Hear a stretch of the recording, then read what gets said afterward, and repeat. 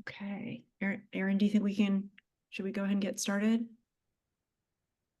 Yeah, I think we should. Welcome, everybody. My name is Erin Ortigoza. I'm the Food, Hunger, and Agricultural Program Manager for the Economic Development Department, and we're very, very pleased to share with you this webinar about our fall Healthy Food Financing Fund grant cycle. And joining me today to facilitate the presentation are my colleagues with Vida Mejor Capital, and I'll pass it over to Julie and to Sandra and let them introduce themselves briefly. Great. Thanks so much, Erin. I'm Julie Cranston. I'm Executive Director of Vida Mejor Capital. We're helping the EDD with this wonderful program, our third cycle. I'd like to introduce my colleague, Sandra. Morning, everyone. Sandra Rubalcaba Lopez at Vida Mejor Capital, Director of Operations. Happy to be here. Great, thanks so much. So to everyone who's joined, a little housekeeping. Please, if you can mute yourselves, if the system isn't automatically muting you. And please put any questions in the chat. We'll be monitoring that throughout the presentation, but we'll answer any questions at the end of the presentation. If you have specific questions about your business, it's probably best to use the email that we'll provide at the end of the presentation to ask the specific questions. But if you have questions about the slides that we're sharing or the process itself that might help everybody, feel free to enter those questions in the chat. And if you can keep them fairly brief so that we can get as many in under the time as possible, that'd be great. All right, so we'll go ahead and get started. This is the New Mexico Healthy Food Financing Fund FY25 grant. Again, this is our third cycle. We're really excited about it. I do want to mention that Sandra prepared all of these slides, and all of the photos are from existing awardees in our FY23 and 24 cycles. So you'll be seeing a lot of the achievements of some folks in the food value chain, and which we're really excited about. So, all right, so this is our agenda. We were going to cover the vision and values of HFFF, who's eligible to apply, and how to prepare and complete an effective application. And then we'll have Q&A at the end. Okay, so the purpose of New Mexico's Healthy Food Financing Fund. Erin, do you want to cover this? Yeah, absolutely. Yeah, so over the years, as we've started this program in EDD and really built it out, it's become quite clear that there's a very specific focus on this particular program. It's really the intersection of economic development and food security for New Mexicans, and we'll talk more about how that impacts the priority areas that we're seeking to invest in this grant cycle. But really, we're looking to really lift up the food value chain in our state and to focus on the circular economy that comes through that, is supported by that, functional businesses along every step of that value chain. And so this grant program is a cornerstone of several other initiatives that we have in the Food, Hunger, and Agricultural Office. And those are also being built out over this next year or so. So you'll hear more about that if you're interested. And when in the application, you can check a box to receive notifications about other programs that we are also developing along these lines in EDD. And we're really again focused on helping our New Mexico companies grow, raise, process, aggregate, distribute, and sell our local fresh food to people in our own communities, and to do that through food safety guidelines, to have adequate infrastructure in our value chain. And so, yeah, we'll be covering a little bit more about what that means for this particular grant cycle as we go on. Great, thanks, Erin. Okay, so the purpose of New Mexico's Healthy Food Financing Fund, we have some project priority areas for value chain investment.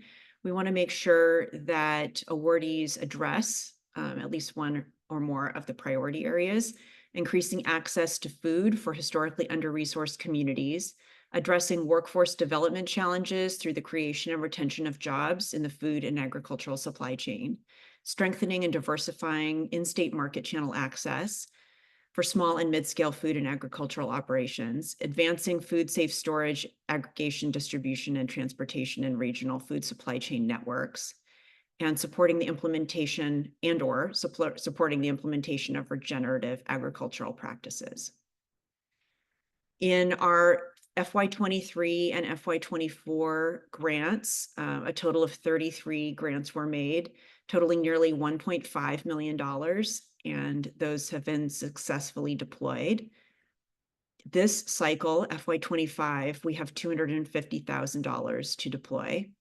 Erin, do you have thoughts? Yeah, and I want to speak to this number a little bit because as you all, if you were familiar with our past grant cycle, you'll note that this is much lower, the amount that we have to work with this year.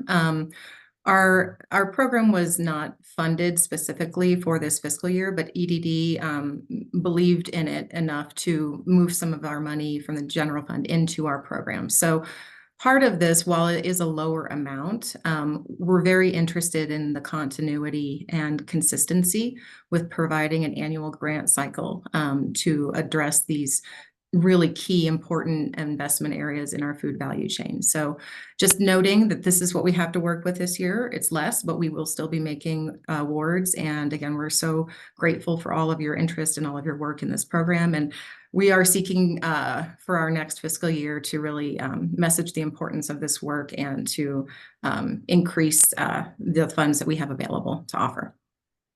Great, thanks, Erin. And now we'll go through the application and review the elements of the application itself. So this is a preview of what you'll see when you log in to complete the application online. And again, you found this webinar through the EDD website, and that's exactly how you'll access the application. So we have eligibility requirements, and the first eligibility requirement is project category. You need to be a food retail business, such as a grocery store, farmer's market, cooperative, or mobile grocery project. A processing or value-added products category: meat, fruit, vegetables, dairy, grain, or other. Aggregation, distribution, transportation, such as food hubs, cold, dry storage, or New Mexico grown production, such as farmer, rancher, cooperative, nonprofit production, hydroponic, aquaponic. This is not, an exclusive list, but all successful awardees are required to submit a completed New Mexico substitute W-9 form, which will be provided to you, and you need to make sure that the form includes a handwritten in ink signature. And I'd like to real quick just kind of expand a bit upon these project categories. The intent of this, we understand that food and agricultural businesses are usually often multifaceted operations that may have a number of these different categories at work at one time in the operation. And so what we're asking you to do as you think about your proposal is to really hone in on a project area for your operation. So it would be like, if you do production and distribution, it would be kind of picking one of those two project areas that would really impact your ability to scale up or to, move food more excessively through the supply chain. But, to really think about which one of these categories is an area that you're poised for success for where your business is currently at, and then designing your proposal to that effect to really hone in on one of these project categories. And if you do have questions or need more clarification about which category might be a good fit, please also feel free to reach out via the email that we'll provide at the end of the webinar for our support and kind of, navigating some of those questions. Great, thanks, Erin. Proposed projects could include, but are not limited to, pre-development. Grants can cover early stage costs like feasibility studies, market analysis, site planning, appraisals, design assistance, training, or consulting. Brick and mortar facility development. Funds can be used for construction, renovation, or expansion costs, including fixtures and equipment, with proof of property ownership required. Other capital needs, hard costs for the creation, retrofit, or one-time investments in retail operations, such as refrigerated vehicles, machinery, technology, or inventory. Consumer packaged goods. We can support the startup or expansion of businesses producing staple health food items. Agricultural only projects that are exclusively limited to food production, including farming, ranching, hydroponics, aquaponics, vertical farms, or other agricultural activities that already are or seek to become New Mexico grown approved suppliers. Projects that include growing or production as well as downstream food supply chain activities, including distribution and sale, will be eligible. Projects can also include other soft costs, one-time soft costs such as training, consumer community engagement, governance support, financial or development consultants, project management, marketing and merchandising work, including logo or website development, environmental, energy assessments, food safety assistance, project learning, and/or impact assessment and other one-time soft costs that contribute to preserving or expanding access to food retail. We encourage applications that demonstrate sustainability, community involvement, innovation, replicability, and project readiness. We will not be able to fund land or building acquisition this round. Funds cannot be used for real estate transactions. Erin, did you want to share a little bit more about that? Yeah, this one, actually, there was a bit of, there was some confusing language on our eligibility criteria document. So just to go ahead and clarify that, when we say the land or building acquisition that we can't fund, it's for real estate transactions. So if you already have land or a building for renovate, you could renovate potentially a building with these funds. You could propose purchasing, if you needed a structure for an aggregation site or for cold storage, you could, theoretically propose a, like a kit, a metal building kit for land that you already own. But the distinction here is that the grant funds are not eligible for real estate transactions. And if we need to clarify that later on, please feel free to ask some questions about that. But that was some confusing language that we had in there that I wanted to address initially. Sure, and I also probably accurate to say that the visuals on this slide are also allowed. They're not allowed. They're not unallowed. These are just illustrative photos for decoration. This modular building is, as Erin said, eligible. Individual only projects focused solely on self-use farming or community educational gardens are not eligible unless they support broader supply chain activities. Charitable food projects focused mainly on free food distribution, such as food banks or pantries, are not eligible, but organizations can apply if funds support a market-based food access project. Restaurants grants cannot be used for projects centered on selling prepared hot foods, but may support projects that also expand access to staple and perishable foods. Research funding cannot be used for projects primarily dedicated to research studies. If your organization was awarded an HFF grant in fiscal year 24, so this past grant cycle, you'll be ineligible to apply for the current cycle, but you will be eligible in FY26. Operating capital grants are not for ongoing operational costs, but can support capital needs or expansion of existing ventures. Staffing or payroll costs, funds cannot be used for staffing or payroll expenses. Regranting and lending activities, grants cannot be used to start or expand programs for regranting or lending funds to improve food access. And food retail consulting programs, projects primarily offering consulting, technical assistance, or educational programs for retailers or food enterprises are not eligible. So now we'll go a little deeper into the process of applying. Grant applicants will use Submittable.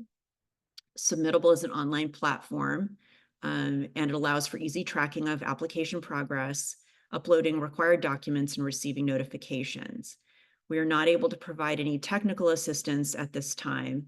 However, Submittable has a wonderful help feature and support that can help you with the actual process of using their platform. You can also invite another person to collaborate on your application by using the Manage Collaborators feature. Submittable lets organizations choose if they want to allow submitters to work on submissions together. If your organizations allow this, then you'll see an option to invite collaborators. Invited collaborators will receive an email letting them know you've invited them to collaborate on a draft submission. If you have any issues with this, please feel free to reach out to Submittable or submit an email. We know how crucial it is to have a complete and accurate application, but if sometimes mistakes happen and you realize you need to change something, we're allowing edits to be requested within 24 to 48 hours of your submission. Just use the request to edit feature on Submittable, and you can also send a request through a direct message on the platform or via email. So please be thoughtful in your answers and consider requesting edits only in cases where significant issues need to be addressed. We require all of our awardees to provide us with general information about how the award funds were used and how they impacted your organization if you're to be awarded. In general, requirements for reporting items will be related to your responses around the qualitative and quantitative aspects of your application. And we won't be accepting applicants who are not willing to complete the post-award survey or report on the results or outcomes of the award. In general, the application overview is here. So your organization information, your address. We'll ask you if you've previously been awarded an HFFF grant. FY24 awardees are not eligible to apply. Again, we're going to ask you to agree to report on how the funds were used, their impact in the regional food supply, on your organization, the regional food supply chain, or other healthy food access. We're going to ask you which of the following categories your organization falls into. You need to be either a political subdivision of the state, part of a tribe, pueblo, or Indian nation, a for-profit business enterprise, cooperatively owned business, a tax-exempt nonprofit corporation, a small farmer or rancher with gross farm income under $250,000 are eligible. Eligible production applicants must be New Mexico grown approved suppliers or in the process of obtaining the certification, and we'll be asking for proof of that. We'll ask you to select eligibility criteria and choosing the category that applies most directly to your project. We already covered these: pre-development, brick and mortar facility development, other capital needs, consumer packaged goods, agriculture only, or other soft cost.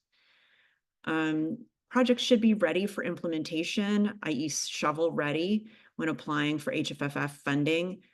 We ask that you have an anticipated completion date of December 2025. We want to make sure that your contact information is correct. We may need to reach out to you for a brief interview to clarify questions if you become a finalist. The review committee may request an interview. So make sure all of your primary contact information is correct and accurate. If it changes after you submit your application, please reach out. So again, we want to know your project name, the project locations, the underserved community the project will serve, and where the project will be primarily located, as well as the county where your project will be located. We want to know the category your project will address: food retail, i.e. grocery stores, farmers market, cooperatives, mobile grocery projects. Does your food project include any of the following, or include pre-development to achieve any of the following? Accepts or plans to accept SNAP benefits, double up food bucks, and or other nutrition incentive programs, increases the square footage of fresh food available, adds refrigerated or dry warehousing capacity to accommodate additional fresh food, involves any mobile food retail aspects, adds to your organization's ability to source from local farmers or ranchers, or none of the above. And then we'll ask you to expand on those in a project impact section. And again, just want to note that all of this information is not only in this presentation that we'll have a link to on the EDD website, but a PDF of this is also on the EDD website. We'll ask you to talk about the category your project will address. If it's a processing value-added project, meat, fruit, vegetables, dairy, grain, or other, we'll ask you detailed questions about those selections. And again, making sure that you describe your product and indicate if your project increases your capacity to serve a customer who is a New Mexico grown buyer or food retailer in an underserved community. If your aggregation, distribution, or transportation, such as a food hub, cold dry storage, will ask you if your project increases your capacity to serve a customer who is a New Mexico grown buyer or food retailer in an underserved community. And then if yes, provide details on the project's intended impact.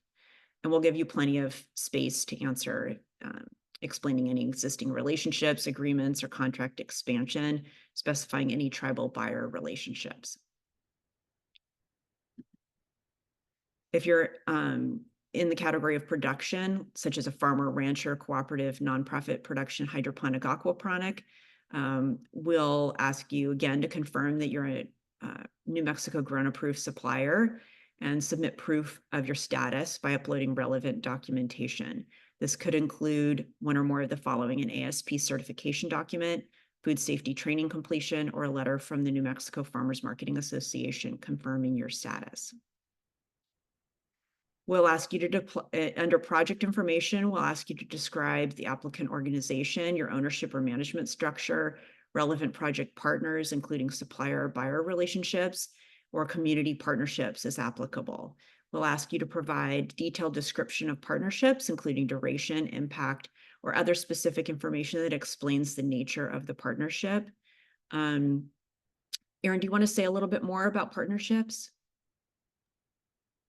Yeah, just, I think it's well written here, but really to focus on the formalized or next step relationship of meaningful partnerships that your project would enhance. Aspirational or vague statements about partnerships may not score as competitively, and so we really encourage you to be very specific. Like if you're just now starting with a new buyer that serves a certain demographic, please make sure to note that there's a certain contractual relationship, through New Mexico Grown or other type of buying relation. But yeah, just again, as much specificity as possible for this particular question would be very helpful for the reviewers. Thanks, Erin. We'll also ask you to describe how your organization's experience today will ensure a successful outcome for this project if awarded. Projects must be directed to underserved communities. We'll ask you to include brief demographics, including a reasonable approximation of the number of individuals who will benefit from the project, as well as geographic characteristics of the area or population involved or to be served by the proposed project. We'll ask you to include the critical elements and challenges to residents in these communities. And then we'll get to the meat of the project summary. Narrative. This is the largest section of the application, the largest narrative section with 1,000 words max. You don't need to fill all the space, but this shows that this is really the crux of what we want to get at. We want to make sure that you describe fully the project proposed, a brief overview of your business model, and a description of sustainability of your operations, the need for the grant assistance and sources of revenue, whether this is a new project or expansion of existing operation. We'll want to know why our support is necessary to allow the project to move forward, and why support in this project is important or catalytic to other goals of the organization. A description of how the project fits within your organization's larger mission and other planned activities over the next 12 to 24 months. Please describe any partnerships, commercial relationships, or existing contracts that are relevant to this project. Partnerships should be meaningful or have formal agreements.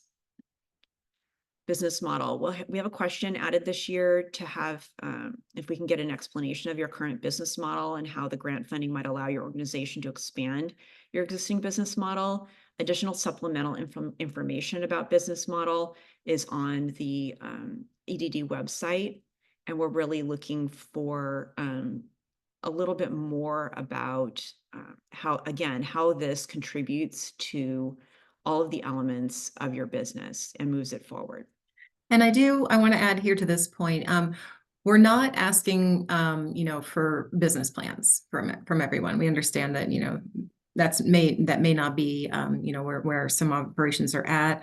At the same time, though, we do really want to work in the line of, these food and agricultural operations are sustainable business endeavors, and that there's been a lot of thought about the market development and the revenue streams. And, over the next several years, we will be building out continued technical assistance to support along these lines, for helping that business planning aspect for food and ag businesses to have, success, ongoing sustainable operations. And so this question really is, it again, is not a hard requirement for a business plan, but, to the extent that you can work with explaining your current business model, that would assist the reviewers in scoring your proposal.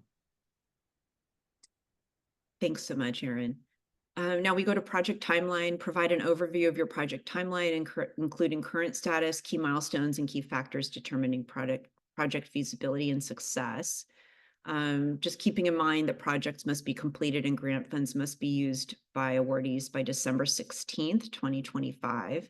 And grant agreements will be in effect through December 31st, 2026. Reports will be requested throughout the duration of the grant agreement period. Project impact, we will ask you to identify which priority points, if any, your project addresses.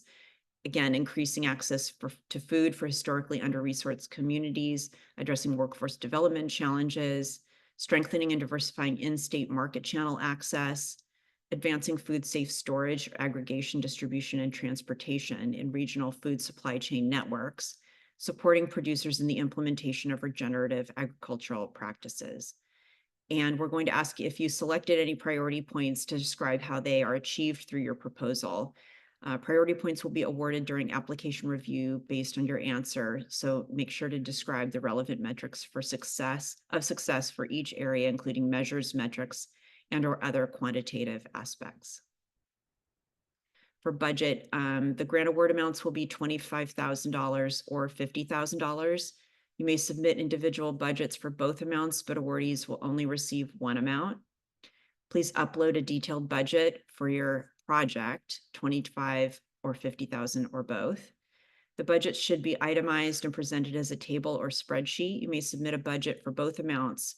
We advise including a buffer of 5% for inflation in all budgets.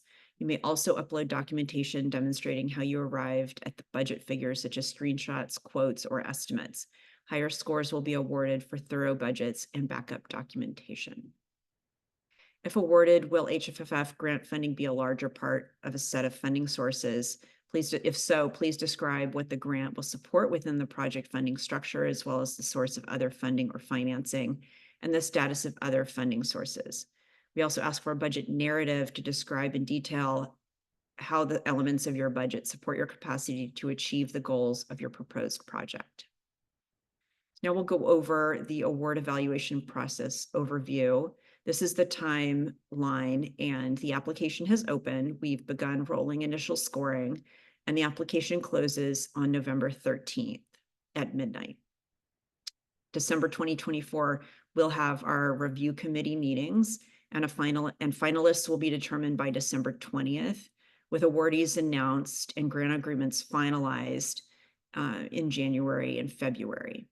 We will have an agreement explainer webinar and answer all questions for awardees in February. Funds must be used by December 2025. The award evaluation process involves a review committee. Applications submitted by eligible entities will be evaluated and scored based on a scoring rubric. The HFFF review committee will base scores only on the information provided in the application. All complete applications will be further evaluated by the HFFF review committee of internal and external experts who will determine a consensus ranking of applications that will then take into account the application score, project type, and geographic diversity.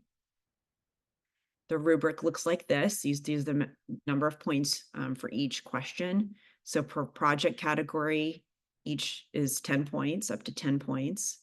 Organization ownership, management structure, partnerships, and experience are each 0 to 15 points.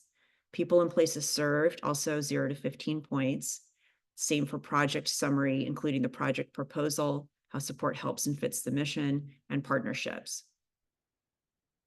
Business model, timeline, project impact, budget, other funding, and budget narrative are all 0 to 15 points for each answer.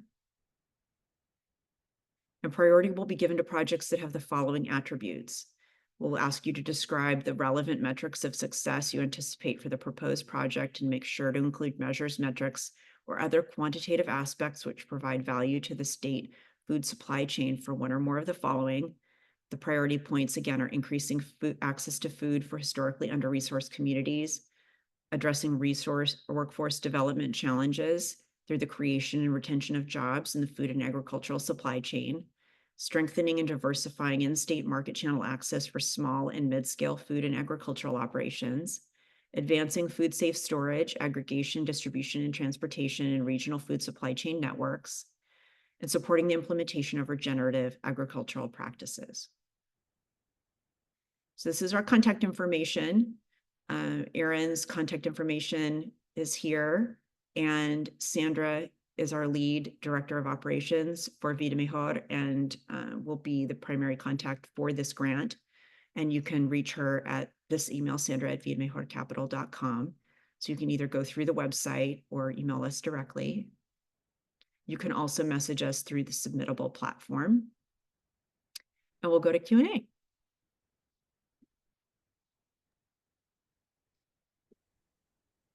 There is a few questions that were listed in the chat room, so I'll go in this particular order, and then we can answer any questions anybody may have based on their hand being raised. So the first question comes from Mesa Ruiz. Will there be a maximum number of grant applicants allowed? No, thanks, Mesa, for that question. No, there's no cap on applications this cycle, but I do appreciate the question. Prudence, as a small rural municipality, can we apply, or do we need to pair with a local growers market? Are we considered a political subdivision of the state? We would like to add facility on city property for the local farmers market. Let's see. Okay, I found as a rural. Yeah, so you're eligible to apply, and pairing with a local growers market would enhance your competitiveness, I believe, because we really are looking at that kind of value chain relationship that ends in expanded retail access. And so, the growers market would be considered a food retail outlet in this grant. And yes, you are considered a political subdivision of the state. And okay, yes, and that would be an eligible project proposal. Next question from Susanna. If we're doing a phased project, does the entire project need to be completed by December 2025 or just the funded phase of the project? Thanks for that question, Susanna. So if you're doing a phased project, you would want to explain, really kind of what the phase completion would contribute to the overall project build out. But yes, you could submit a proposal for a distinct phase of your work. We do have some pre-development projects that we've funded. You could propose a certain phase of renovations potentially to a facility. It would just all kind of be in the proposal about explaining how that would be a discrete impact to your operation and what that phased project would contribute overall to the overall food supply chain in your community. Thank you, Erin. Next question. What do you mean by business model? Define business model, please. Hey, Julie, I'd like to kick that over to you. Yes. I expected that one. So how do you make money? The basic question is, how do you make money? What is your source of revenue, and how do you structure your business to generate that revenue? There's an example of a business model canvas on the EDD website, and Google's super helpful in this. In this also, you'll get a lot of explanations and definitions. But basically, it's how do you make money, and how do you structure your business in order to do that? Thank you, Julie. That's your question. Next question. Do you require income information with the budget? No. The budget is specifically designed to detail your line item expenses that you're requesting for the grant. We don't need to know any personal or business income in the budget. Right. Thank you, Erin. I missed. Okay, so the question is, let's see, if we need to go through a fiscal sponsor. Some of our operations have gone through fiscal sponsors. I think it depends on how you are set up. If you do need a fiscal sponsor, we can support a grant to that effect. They would just need to be included, indicated on the application, And if you are awarded, they would be included in the grant agreement as well. This does bring something up that I actually don't think we covered in the presentation, which I apologize, but these grant funds are upfront funds. And there's no match required either. And so I know that that is on the website, but I wanted to make sure that, we clarified that.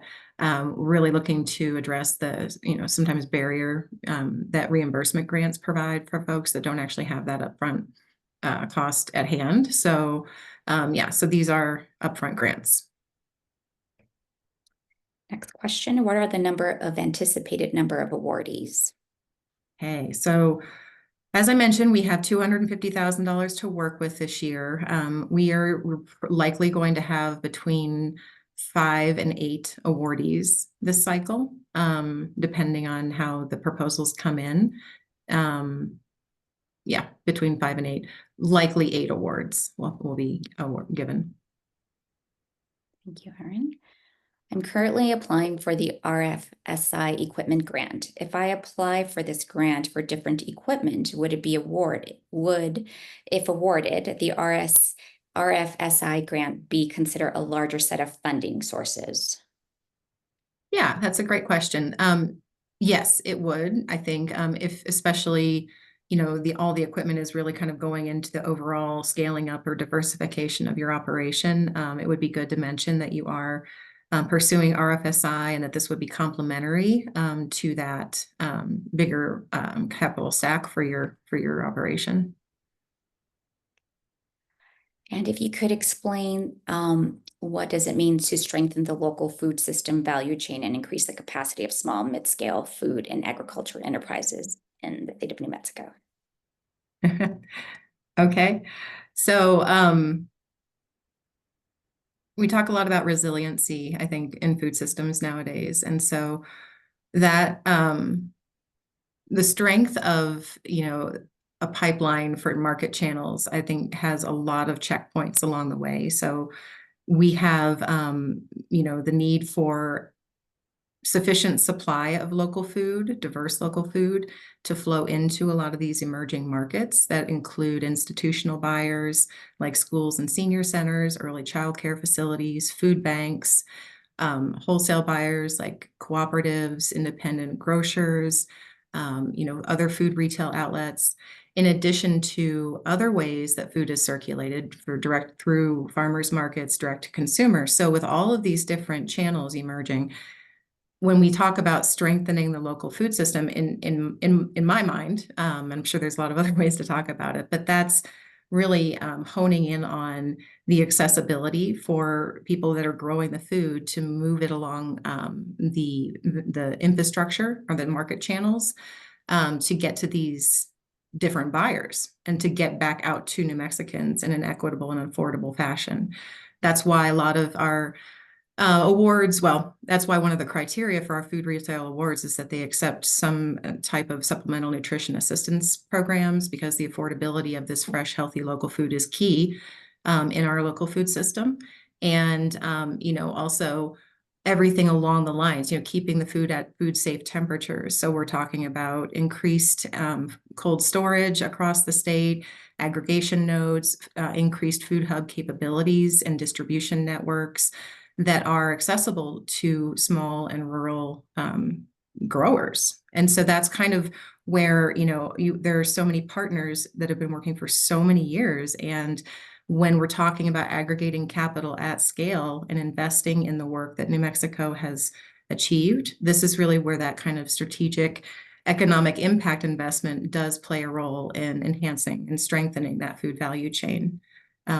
Because if there's markets, that's where more and more people ideally would be able to grow and have economically viable businesses to access these markets. Next question. Thank you, Erin. Just to clarify, if we own the real estate, but we want to buy a building kit to add to the land, to the house, or freezers, is this acceptable?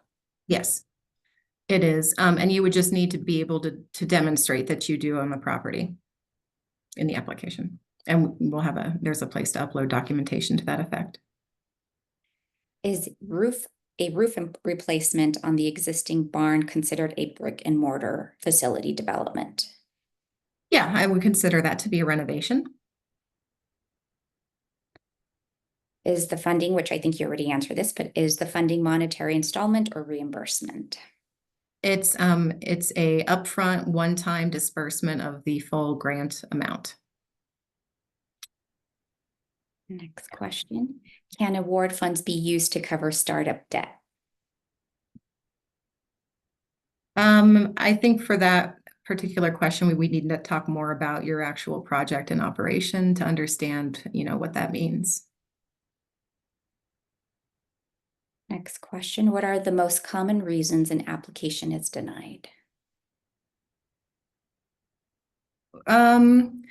I think a lot, clarity in the budget, like what exactly you are specifically requesting and how that ties into your operations kind of capabilities to scale up or to access a different market or to produce more New Mexico grown approved supplier food into the system. I would say like, statements that are more vague are hard to understand when I would say that I think it's the more detailed you can be, the better, in providing hard numbers where applicable. That we're currently producing this much food with this XYZ equipment, we would be able to produce this much food to these markets. We have these established market channels. We are pursuing these other ones, just some very like having a tight application that speaks to itself in the different parts and is clear to someone who knows nothing about your operation would be what I think would be important for a competitive application. Thank you, Erin. We have 2 questions. If we were a collaborator on the grant last year, can we apply for our own grant this year? Yes, absolutely. Second question to the same person. Is a vehicle used by a food hub to transport produce an eligible item? Yes. Specialty vehicles, refrigerated vehicles are eligible. A Ford F-150 pickup truck, unfortunately, is not eligible because it's there or something along those lines. It has to be specialty vehicle equipment that is really tailored to what your project is proposing. Next question. Are the 25,000 and 50,000 budget mutually exclusive, or does the 50,000 grant include the 25,000 project with the additional items? Good question. It could be, I think, either way. I think that if I'm understanding your question, I know that last year we were asking for kind of budget alternatives. If we weren't able to fund the top amount requested, what would be a viable second tier of investment? So you could approach it that way as well. A similar kind of budget proposal to use both, or they could be different elements of your project. If there's one piece of equipment that costs $25K and another piece that costs $50K, that would be another viable way to approach it.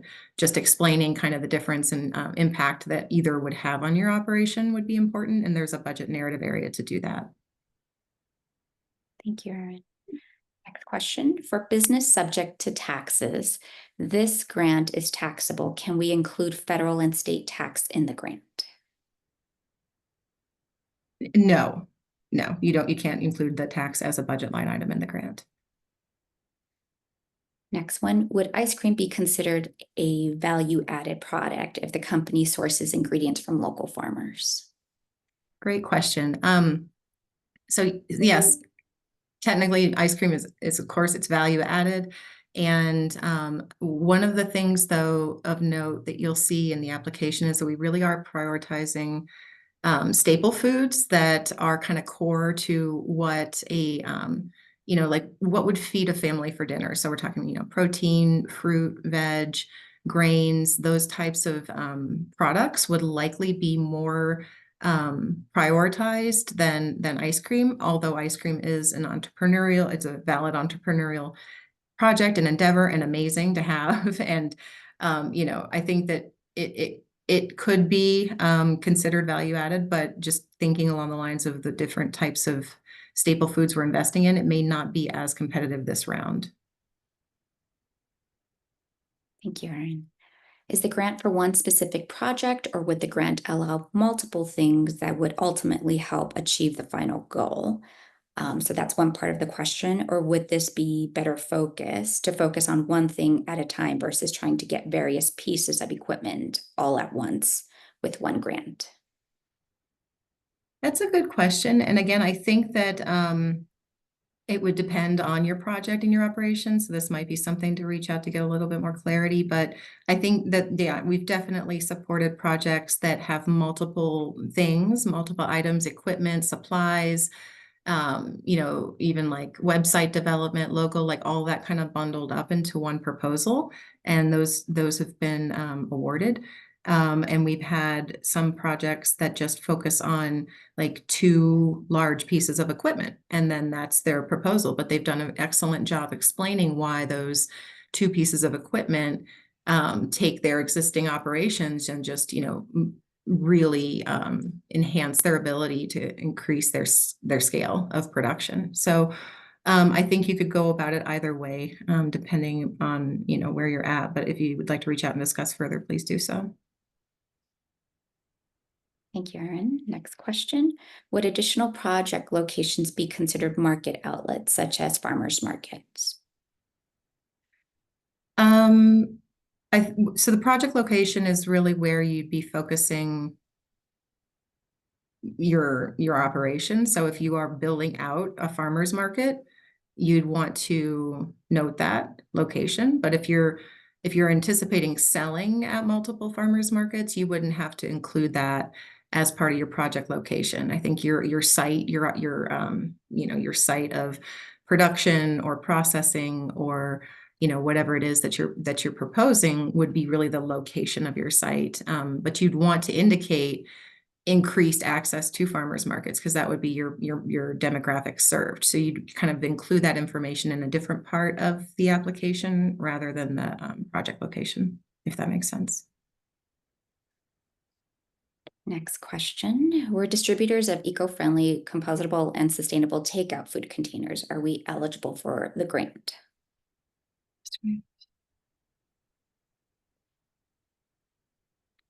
So I think that with this one, you know, again, like I've mentioned, the focus is really on the increased production of staple food.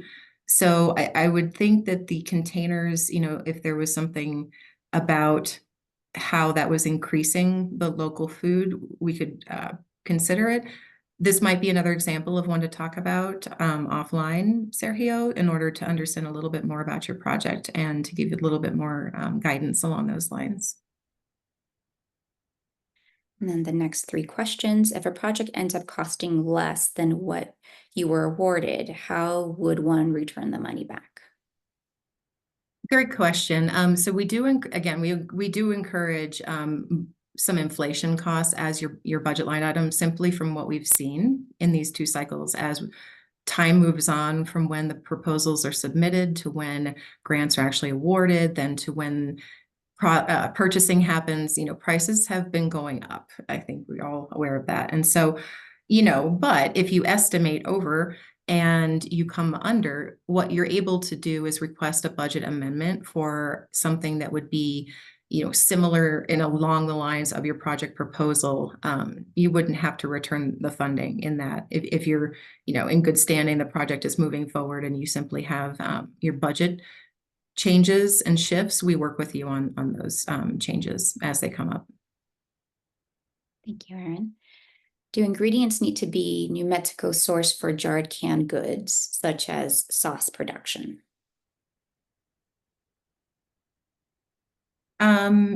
Yes, yeah, if you're talking about a processing project, it wouldn't have to be exclusively.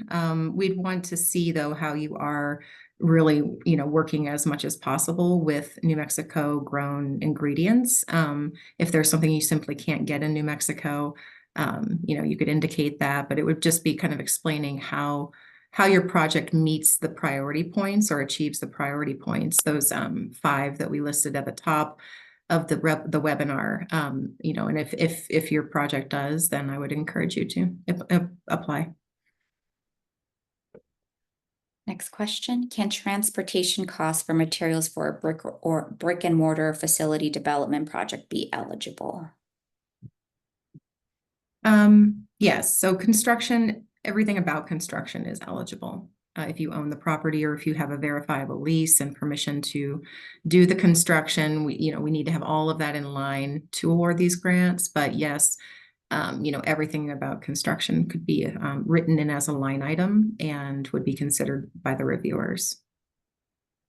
And last question, can a brick and mortar nonprofit organization serving daily hot, warm meals to the community at no cost qualify for this grant? Unfortunately, no. That would be a charitable food project, and that would be a different focus than what this grant is focusing on.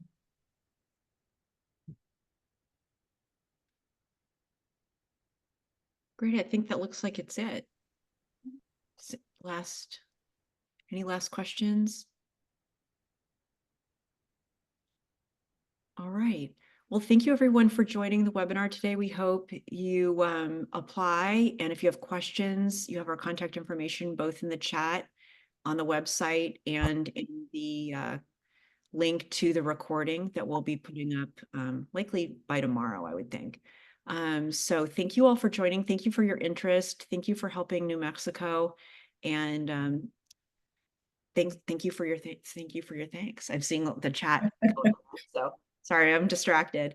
Thank you, Erin. Thank you, Sandra. We're looking forward to reading your applications. And again, thank you for all you do for the state. Appreciate it. Have a great day. Thanks, everyone. We really